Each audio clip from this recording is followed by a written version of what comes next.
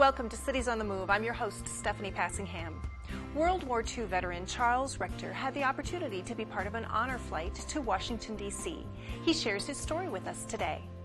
Brad Meyer, Blooming Prairie Mayor Peterson, and Dan Dorman give us a snapshot of our local communities and how they're faring economically.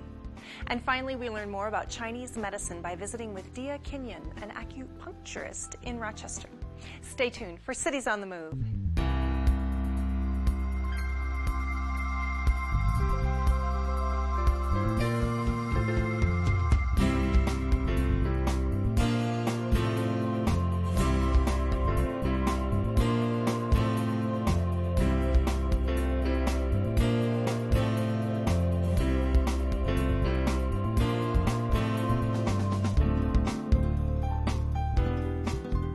Charles Richter served his country in World War II.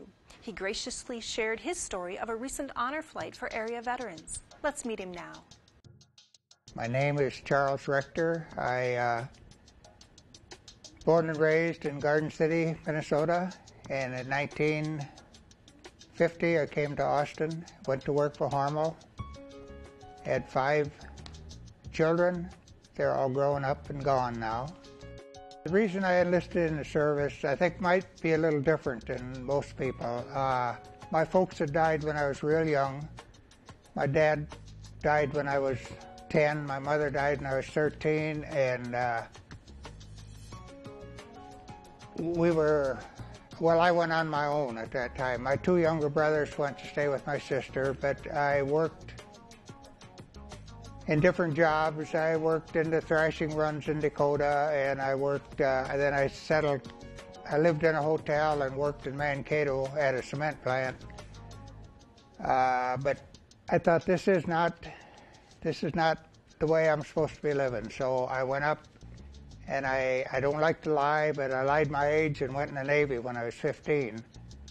I basically, of course I went on the ship overseas, but basically I spent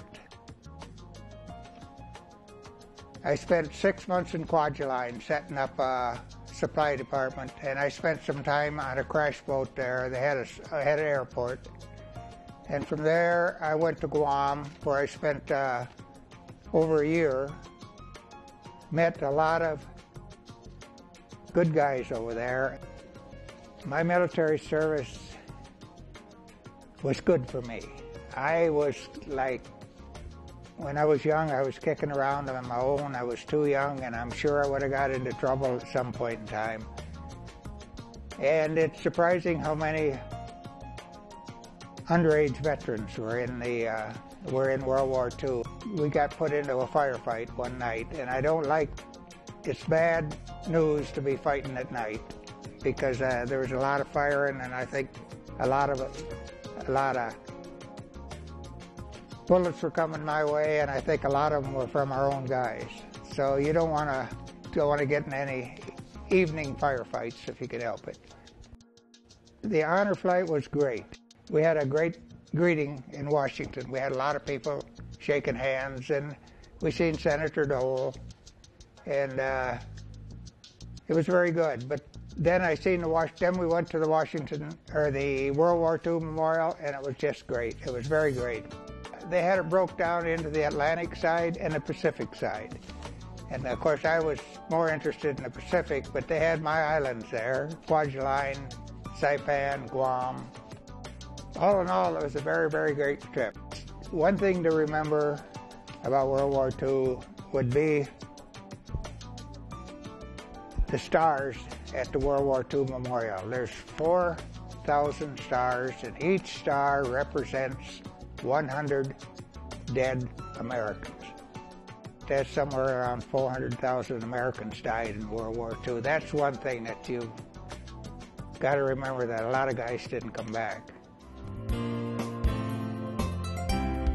Well, today we have some special guests in the studio to talk about the local economies. And welcome to the program, gentlemen. Thanks so much for being here. We have Brad Meyer, who is with the Owatonna Area Chamber of Commerce. We have Mayor Peterson from the city of Blooming Prairie.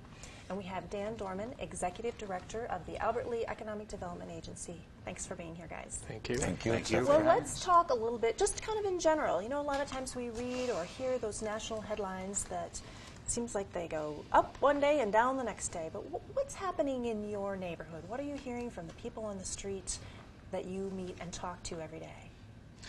Well, you know, I think in Owatonna anyway, it's not as bad as everybody likes to make it out to be. Certainly, we've had layoffs and things like that, but you know, I think people are keeping things close to the vest, but are pretty positive that, you know, things are going to turn around, being ready for it, and you know, kind of hunkering down and keeping costs low as best they can, and you know, just kind of moving through to a brighter day in many ways.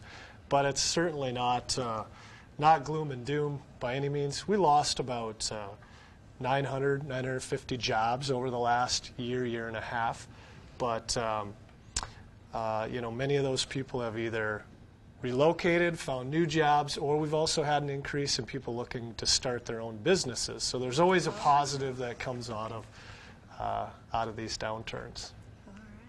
And Mayor, your town is a little bit different size. I'm glad you could be here because sometimes those smaller towns get hit harder.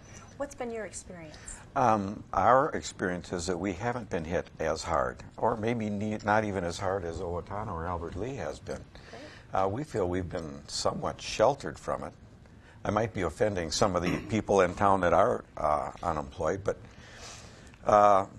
we kind of joke that only half the people in our town work to begin with. We do have a large population of retired people, and there's really never been a better time to be on a fixed income.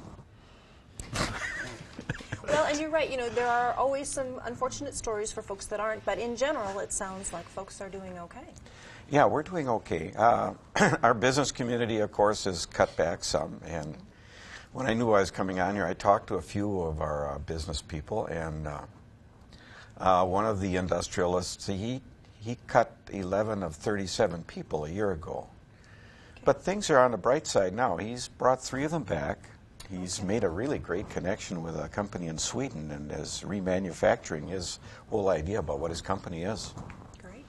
Now, Dan, Brad mentioned something about, you know, sometimes this is an opportunity for people to change what they're doing. Maybe they're not going to work for someone else. Maybe they're going to work for themselves. Right. And you guys are heavily involved in incubators and helping entrepreneurs get started. Absolutely. As many organizations are. But tell us a little bit about maybe the inquiries you've received, or have you noticed more people? No, we've seen an uptick in the number of people that are inquiring for services that we offer through the Small Business Development Center. People want help with developing a business plan or cash flow, or how do I get started. You know, there has certainly been a noticeable increase in that. And I'd say that's been over the last year. I think like many communities, I think our downturn really was probably 18 months or 2 years ago. And I think in the last year, I'd say it's been pretty stable. I looked at some of the employment numbers, unemployment numbers, and things in Albert Lea have been relatively stable over the last year. But I still think there's that desire that, you know, if you've got a job, sometimes you get complacent in it, things are going okay. But, you know, I've always wanted to be a business person. Well, sometimes it becomes necessity. And so we have seen some people like that, and they've struck out on their own, and we wish them well, because there's a lot of jobs that are created from that type of entrepreneurial spirit. So we want to do what we can as a community to foster that. Some silver lining in some of those darker clouds. Sure. All right. So it sounds like most of your community has kind of tightened the belt early on, and that from this point forward, maybe looking a little bit more positive outlook.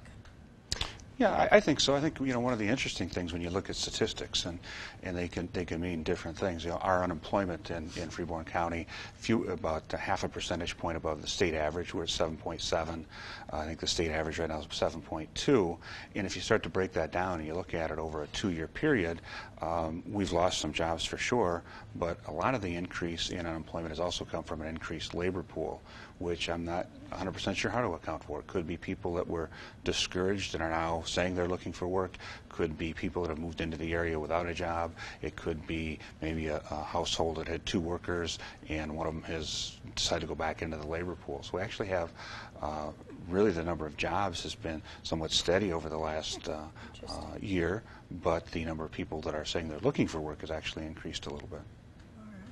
Yeah, and I think on the positive side of things as well, what we're seeing is more energy efficient businesses, our utilities are going in and helping them retrofit lighting or things like that because they're maybe not as busy as they were. Now they're looking at, okay, now we really got to get this ship in shape. And also from a home standpoint, they're going into a lot more houses, and people are trying to be more efficient with their dollars, and they've got new programs that they're working on there. So we think that's good. We feel like our government slimmed down a little bit, which is not a bad thing, I think, in our mind. They've had to do that, and they've had to hold the line on a lot of things and be more efficient. And so, from the trying to always look at the positive, I think we'll come out of this, a little bit more leaner and meaner and ready to go, which is always a good thing. And there's a lot of people working. I mean, it's not like these guys are saying. It's not nearly as bad as maybe some would think. Although, if you've been laid off, it is a bad thing and it is difficult. But I think people are making it through and finding new ways to get by. And I think there are signs, reasons to be optimistic. I think overall we lost about 80,000 jobs in Minnesota in 2009. That's bad. But if you look at December, there were 1,000 manufacturing jobs added. We saw some manufacturing jobs added in Freeborn County. I think that that's the start of the recovery. The other, I think, good sign is initial unemployment claims. People filing unemployment for the first time. Down in Freeborn County, down 27% in December of 09 versus December of 08. So I think that trend, we're hoping anyway, we've hit the bottom and are starting to come back up. There are some businesses in Freeborn County that are talking about expanding. I think there had been some expansions put on hold, and now they're talking about, maybe it's time to move forward. And I think regionally, I think there's been businesses have laid people off. They've made their operations more profitable, and a lot of them are stockpiling cash. And eventually you're going to see that cash start to be spent and reinvested, and I think that will be, over the next year to 18 months, I think you see a lot of increase in activity. The really optimistic thing for me is that we did not lose any of our employers in the area. I think that they've all hung in there. They've cut back and held back or cut back to 30-hour weeks, but they've managed to survive, and now they're back on the upswing. So losing an employer is the devastating thing. A little share the pain, but still hang in there. So exactly right. Mayor, these guys have mentioned some statewide statistics, and as a municipality, we've seen in the headlines some of the woes that the state government has had, and that always seems to trickle down, whether it's through LGA or other ways.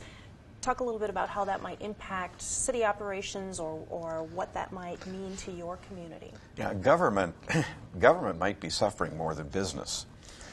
Our cutbacks are nothing that we can really do anything about, because the LGA is something that a city like Blooming Prairie really depends on.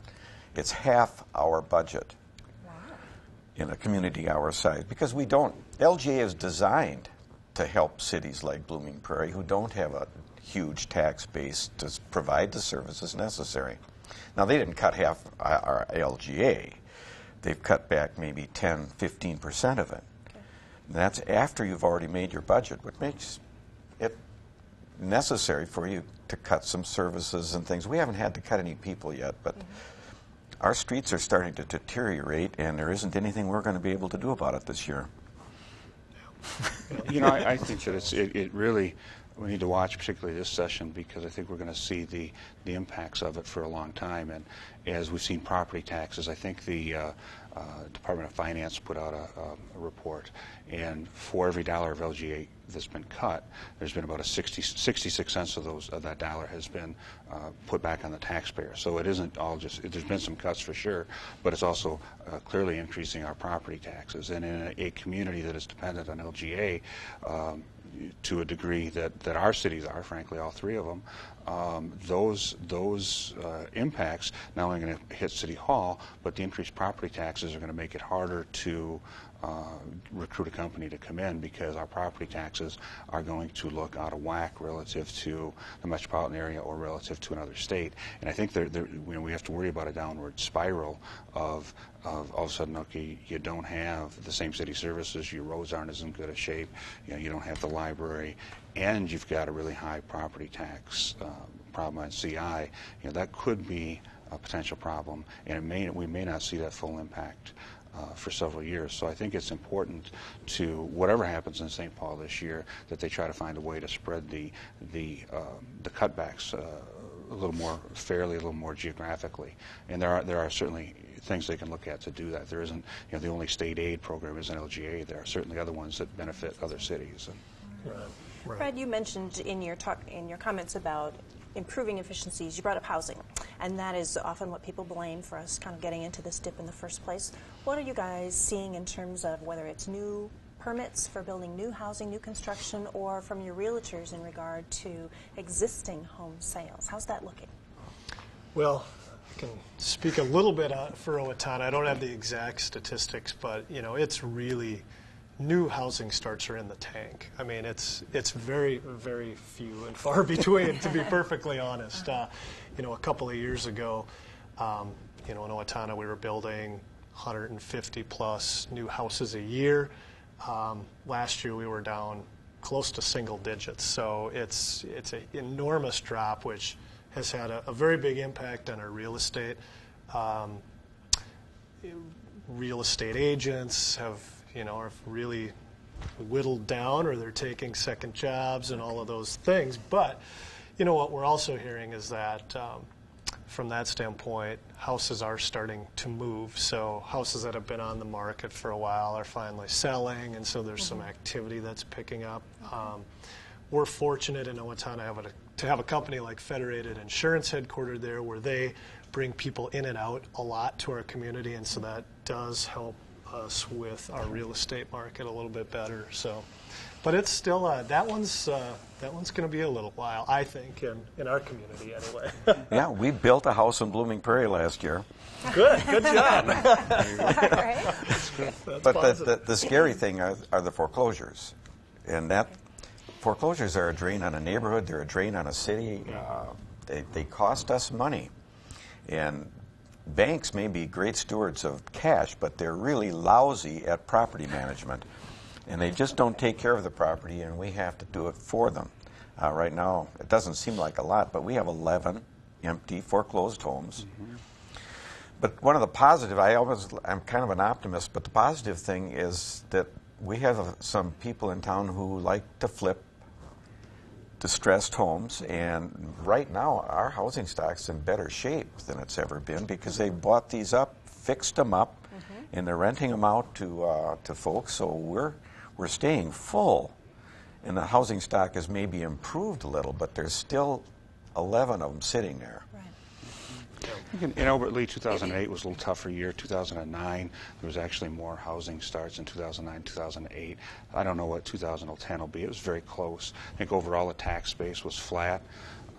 There was some decrease in property values on the residential side. There's some neighborhoods that had some market value decreases, but that was offset by some commercial increases. Countywide, and I think that's probably true in all our counties, I think that there's the biggest increase has been in ag land. I think there's been a tremendous valuation increase in ag land, and that's sort of been from a city standpoint, city of Albert Lee standpoint, has been a good thing because then that tax burden, the county tax burden, shifts that direction.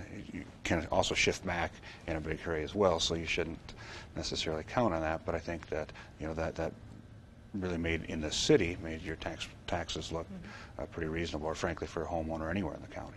All right.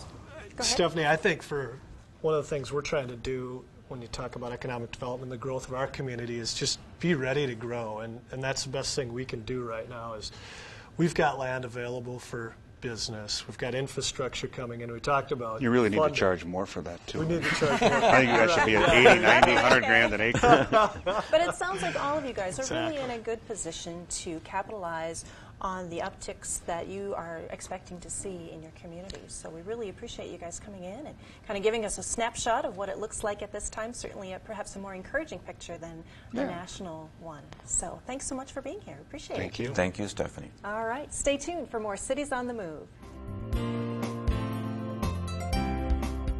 Acupuncture may conjure up images of sharp needles and pain, but instead, we discovered most patients find treatments quite relaxing. Dia Kenyon gives us a look at this ancient Chinese practice. Let's take a look. According to the National Institutes of Health, acupuncture is a component of the healthcare system of China that can be tracked back for at least 2,500 years. The general theory of acupuncture is based on the premise that there are patterns of energy flow, qi, through the body that are essential for health. Disruption of this flow is believed to be responsible for disease.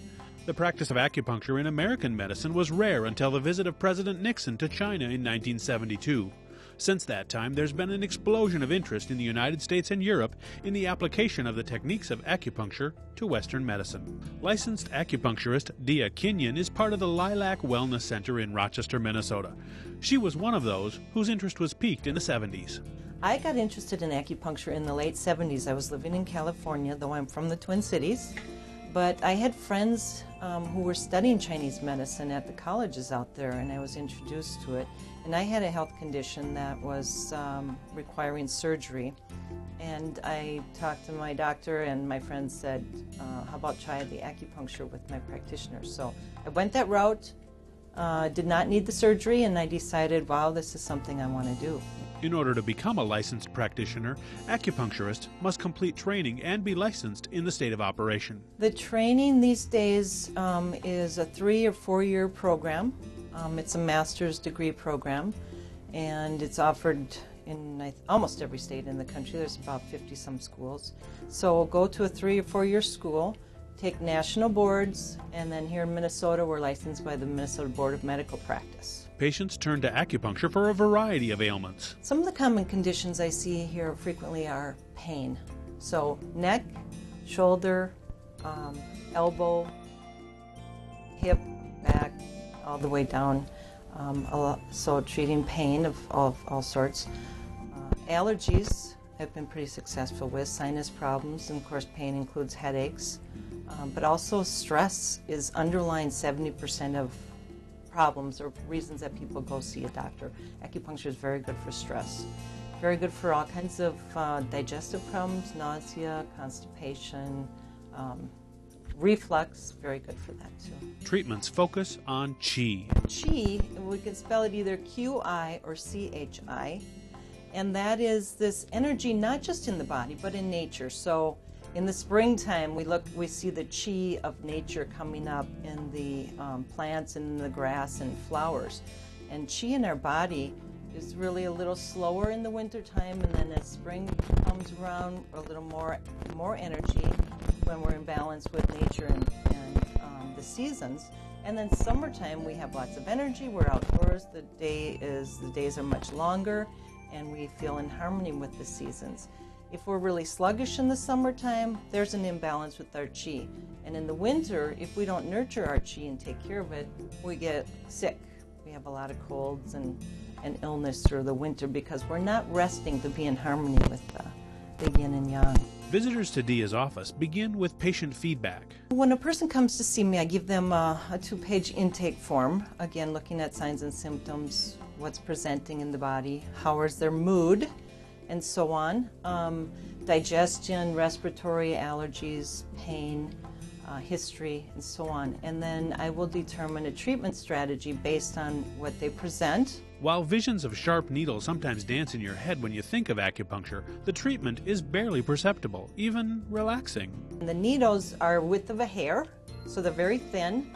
And like I said, points can go either local for like shoulder pain, maybe treating at the extremities. Most of the points are done from the elbows to the hands and from the knees down. Most people say, is that all, or did you do it already, or I'm feeling a little warm, occasionally a little tingling, but for the most part I'm a very gentle acupuncturist, and they're very relaxed. Most people fall asleep during acupuncture.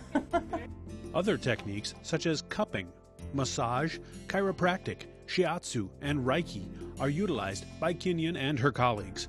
Their ultimate goal is relief for the patient and ideally prevention of illness. Acupuncture is very preventative, used initially that the emperor's physician thousands of years ago was only paid to keep the emperor well. If the emperor got sick, the physician did not get paid. Dia Kinyon, utilizing Chinese medicine to keep our region's residents on the move. And now for the calendar of events. For Finlanders and Finlander wannabes, check out St. Urho at Garvin Heights Vineyard in Winona, Minnesota on Sunday, March 21st. The celebration is to remember in song and verse the bravery of St. Urho in saving the grapes of Finland.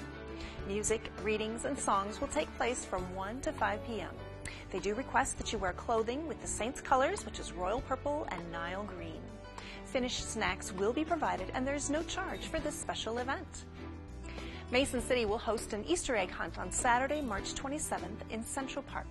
The Easter Bunny will also be on hand to greet children. Ages 3 to 6 will have their hunt from 12 to 12:45 p.m. and ages 7 to 10 from 1:15 to 2 p.m. Admission is $1 per child. For more information, call 641-421-3673.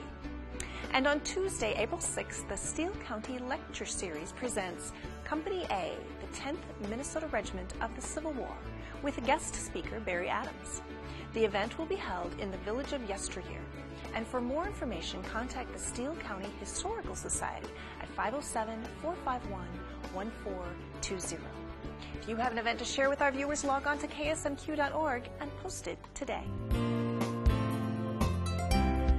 Next week on Cities on the Move, we revisit an episode of Cities on the Move that originally aired in Season 1, featuring Silent Symphony, yoga, and the Story Lady Doll and Toy Museum. And in 2 weeks, we will have another 1-hour special featuring all the innovative ways our region is delivering education. Please join us Tuesday, March 23rd at 6:30 p.m. on KSMQ for another edition of Cities on the Move. I'm your host, Stephanie Passingham. Good night.